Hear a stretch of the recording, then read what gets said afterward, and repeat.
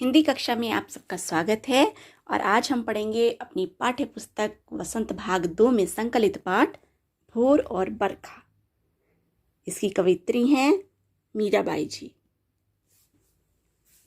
जागो बंसी बारे ललना, जागो मोरे प्यारे, रजनी बीती भोर भयो है, घर घर खुले किवारे। गोपी दही मथत सुनियत हैं, कंगना के झनकारे, उठो लालजी भोर भयो है, सुरनर ठाड़े द्वारे।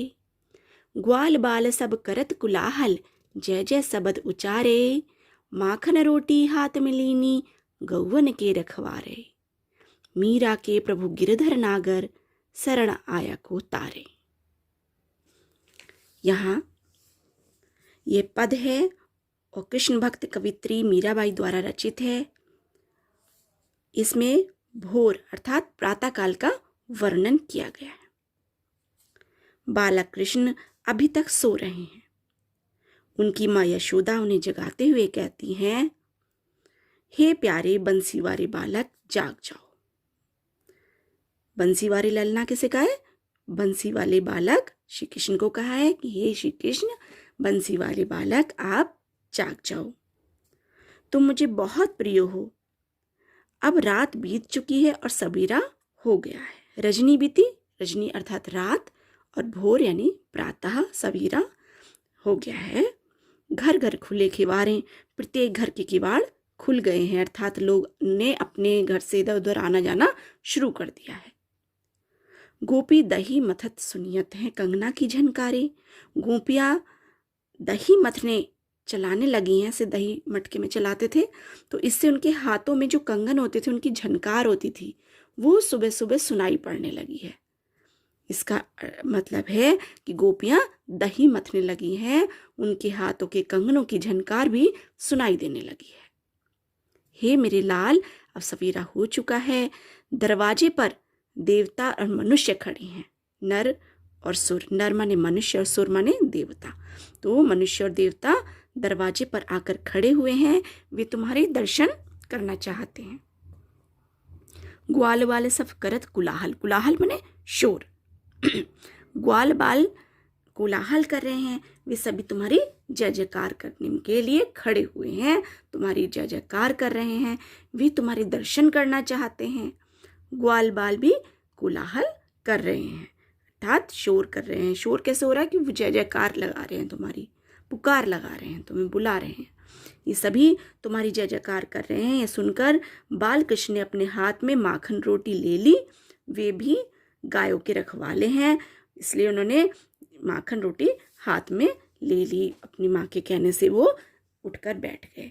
मीराबाई कहती हैं कि कृष्ण तो गिरधर नागर हैं और उसके प्रभु भगवान भी हैं। जो भी व्यक्ति या प्राणी उनकी शरण में आता है, वे उसी का बेड़ा पार लगा देते हैं, अर्थात उसका उद्धार कर देते हैं।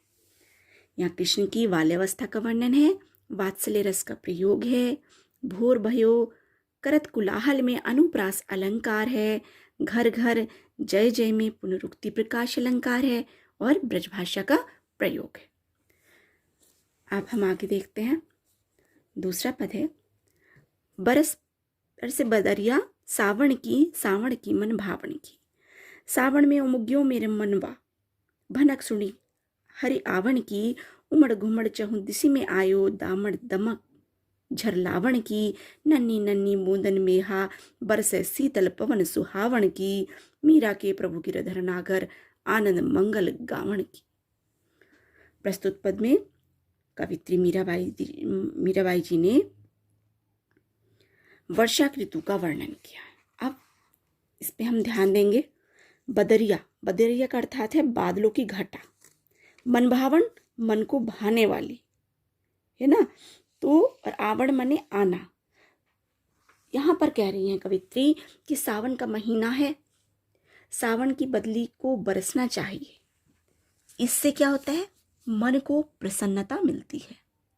कवित्री कहती हैं कि सावन के महीने में मेरे मन में उमंग आती है।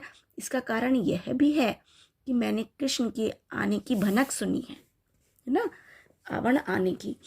सावन मास में कृष्ण आते हैं, उमड़ घुमड़ कर चारों दिशाओं से बादल आते हैं, बिजली चमकती है और इससे झड़ी लगती है।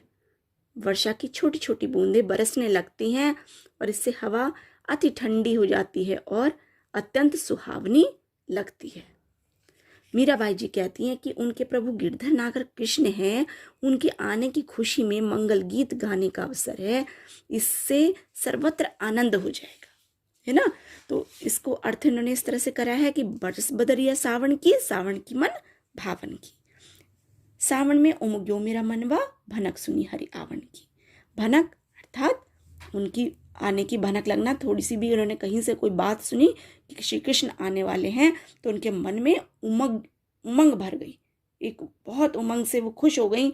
और उससे क्या हुआ, ऐसा लगा जैसे मौसम ने भी वो भनक सुन ली और मौसम ने भी करवट ली और उमड़ घुमड़ के बादल आ गए और बिजली चमकने लगी, आकाश से बरसात होने लगी, छोटी छोटी मेहा बारिश के लिए कहा है, उसकी बूंदे शीतल करने लगी, पवन भी शीतल करने लगी, पवन भी शीतल हो गई।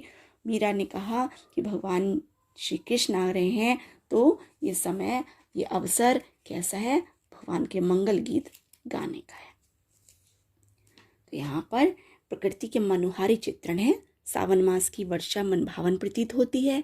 घुमड़ घुमड़ में पुनरुक्ति प्रकाश अलंकार है और दामन दमक में अनुप्रास अलंकार है।